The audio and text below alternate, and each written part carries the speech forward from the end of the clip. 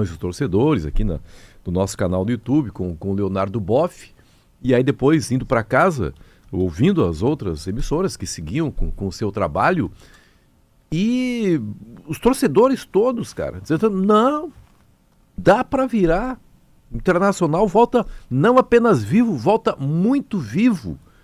E eu penso, olha, eu não quero acabar com a euforia de ninguém, mas eu vou fazer uma brincadeira que eu sei que ele não vai ficar bravo comigo. Tu não quer ser o Calvin Correia, né? Não quero ser o Calvin Correia. Que é realista, né? Cara. Ao extremo. Porque assim, ó, o Leandro Bez ontem falou uma coisa bastante interessante. 1-0. Numericamente, fácil, né? 1-0. Pô, é só fazer um gol que pelo menos leva para os pênaltis. Só que como o adversário é o Flamengo, esse 1-0 pode representar 2 ou 3.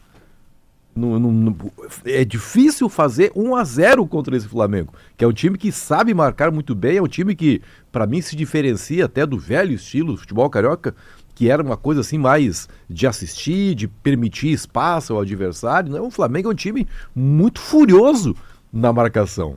O Felipe Luiz conseguiu passar essa ideia para os jogadores. Então não entendo mais nada, cara. Para mim, eu tenho percebido assim, e hoje pela manhã voltei a fazer essa observação, o torcedor, não, dá para virar. Cara, eu não vejo o Inter tão vivo assim. É que claro que uma derrota por 1-0 nunca é positiva. Mas o torcedor do Inter ontem, ele pôde ver um time que tentou atacar o Flamengo. Que tentou combater. Segundo tempo, tentou, né? Não, nos dois tempos eu vejo. Tentou. Roger Machado. Não. O que Roger eu digo... Machado. Não, Ricardo... O que eu não viu o primeiro tempo, não, Leonardo vi, Boff. com certeza. Não viu. Mas o que eu tô dizendo aqui é um time que tentou atacar. O Internacional, a gente sabe que tem uma distância técnica muito grande para esse adversário. Como é que o Internacional tentou atacar no primeiro tempo se só ficou dando balão, cara? Não, porque uma coisa é tu tentar... O centroavante morreu a míngua ontem no primeiro tempo. Aí esse time tentou atacar, cara. Uma coisa é tu tentar, outra coisa é tu conseguir. Foi perceptível ontem que a estratégia do Inter não era se recuar e esperar o Flamengo para tentar jogar num jogo reativo. O Internacional, com as peças que tem e com as dificuldades que tem, tentou jogar contra o Flamengo. No primeiro tempo, foi mal. No primeiro tempo, foi inferior ao segundo.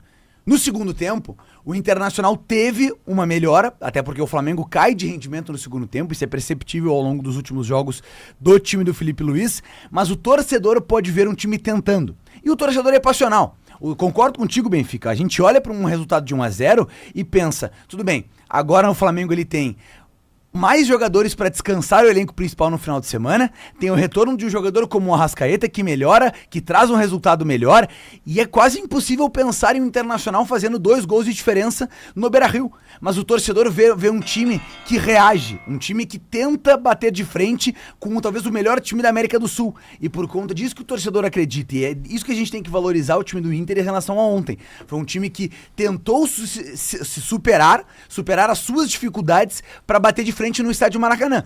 Não conseguiu, saiu com 1-0, mas o confronto segue vivo. Então a gente tem que elogiar muito mais a postura do Inter do que foi apresentado tecnicamente. Ah, não, eu discordo totalmente. Alexandre Pretzel já está conectado com a gente. Boa tarde aí, Xandão. Tudo bem, Daniel? Tudo. Um abraço pra ti, pra todo mundo. Não, eu discordo totalmente do MOL. Acho que a situação é muito complicada. E sei que é impossível o Inter ganhar por 1 gol de diferença no Beira-Rio, não. Mas é difícil, muito difícil pela diferença dos times. E acho que isso ficou marcante ontem pelo primeiro tempo. Marcante. E mais marcante ainda na hora das substituições, né? O Calvin fala muito sobre isso, né? É difícil, né? Porque e o Arrascaeta não jogou, né? O Arrascaeta vai jogar domingo e quarta. Aliás, por falar domingo e quarta, ontem mais uma vez, na coletiva, a pergunta se o Roger vai poupar domingo. Parem! Pelo amor de Deus! O jogo de domingo é importantíssimo. Que papo, eu só tô ouvindo o pessoal falar de quarta-feira, não, é domingo também. É domingo também. Dá pra ganhar do Flamengo domingo, é outro jogo pelo Brasileiro. Não tem viagem, não tem nada. Que papo é esse de poupar? Tá todo mundo louco. Aonde isso? Depois, na outra semana, o Inter não joga, é semana de Copa do Brasil. Vai ter a semana livre. Mas que conversa é essa? Até porque é o seguinte, né, Pretzel, pode sobrar, na pior das hipóteses, pode sobrar só o Campeonato Brasileiro, né? Exatamente. E aí fica esse negócio do ter que poupar. Todo mundo no Beira-Rio vai treinar que hoje não, mas amanhã e sábado treina, descansa, tem concentração, hotel, tudo à disposição. vai jogar domingo 6h30, não vai viajar, depois vai continuar no Beira-Rio. Que papo é esse de poupar? Então é legal perder no Brasileiro. Então tá entregue o Brasileiro. O Inter já perdeu domingo, então. É isso. Só pensa na quarta-feira. Pô, cara, essa pauta eu não aguento mais. E essa pergunta ontem de novo pro Roger. De novo. Só que a resposta do Roger, pelo menos, me deu uma esperança. Não, o Brasileiro também é importante. É tão importante que tem que olhar pra tabela, né? Que o Inter só tem 24 pontos. Mas o Roger, pra mim, deu um indicativo de que algumas mudanças serão feitas. Não, eu acho que ele vai poupar, assim, em alguns casos, tá? É que fica Eu vou te claro- dizer um jogador que não... para evitar o Alan Patrick, por exemplo, que não jogou bem ontem. Jogou melhor depois que o Flamengo cansou, aí deu espaço, ele apareceu um pouco mais no jogo. Quando tu não tem um reserva, talvez se entenda, mas, cara, o Internacional, com a situação que está no Campeonato Brasileiro, não pode se dar o luxo de desconsiderar a competição, cara. E daqui a pouco é o seguinte, vai com força máxima, o time ganha o jogo, já tem um outro ambiente para a partida da quarta-feira. Essas discussões são sempre assim, a força máxima técnica, mas é a força máxima em energia?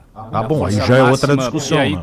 Às vezes tu coloca o melhor jogador tecnicamente, só que o melhor jogador já não está conseguindo entregar o melhor futebol pelo desgaste. Perfeito, E perfeito. aí, eu não sei como é que vai ser essa montagem do Roger. Eu acho que o Felipe Luiz também vai fazer algumas modificações em relação ao time que começou ontem. Só que o Flamengo tem uma diferença, né? Ah, não vai jogar o Bruno Henrique, tá bom, vai jogar o Pedro. Não vai jogar o Plata, vai jogar o Arrascaeta. Não vai jogar o Alexandro, vai jogar o Ayrton Lucas. Essa é a diferença do Inter pro Flamengo. Só que eu percebo na resposta do Roger que também me deu uma perspectiva positiva, Pretzel, porque ele deixa claro que modificações podem acontecer, mas é aquela situação do cara realmente desgastado. É o cara que o departamento médico, a preparação física entende, não, esse cara pode estourar.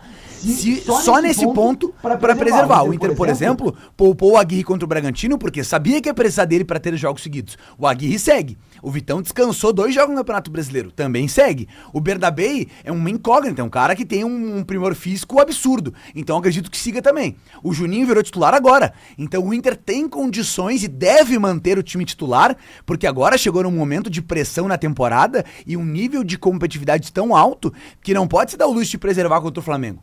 E é como o Daniel falou, a gente percebeu aqui o Internacional num clima de velório, depois das classificações pro Fluminense, bastou uma vitória contra um time que não ganha há 7 jogos para retomar a confiança e uma perspectiva boa pro jogo contra o Flamengo. Então uma vitória contra o Flamengo no Beira-Rio pode ser crucial na classificação. Então eu acredito que a resposta do Roger dá um indicativo de que jogadores podem ser poupados por necessidade do que mais ao luxo, porque o Inter se mostra competitivo pelo menos para esses 3 jogos. Eu, sinceramente, eu não gostei do Inter ontem no primeiro tempo. Acho